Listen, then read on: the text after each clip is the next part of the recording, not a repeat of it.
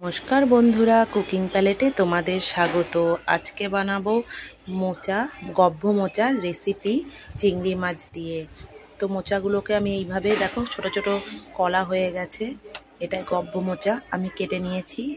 আর এদিকে তেলের মধ্যে আমি দিয়ে দিয়েছি তেজপাতা, শুকনো লঙ্কা, জিরে ফোড়ন। আর দিয়ে দেব এদিকে আমি একটা ছোট পেঁয়াজ দিয়েছি।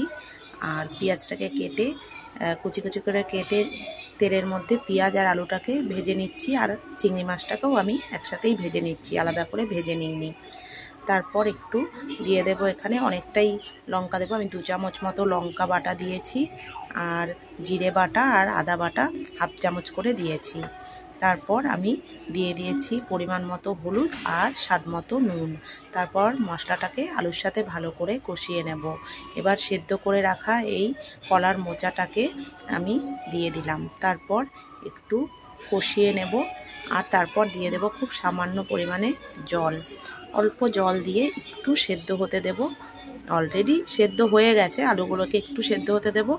আর দিয়েছি 2 চামচ চিনি। তো রেডি হয়ে গেছে, এবার আমি নামিয়ে নেব।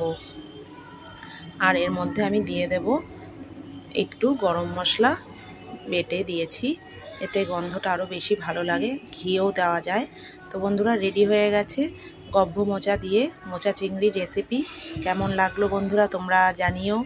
আর ভালো লেগে থাকলে আমার চ্যানেলটা সাবস্ক্রাইব করে দিও। আমার পাশে থেকো তোমরা, সব সময় ভালো থেকো, সুস্থ থেকো। নমস্কার বন্ধুরা।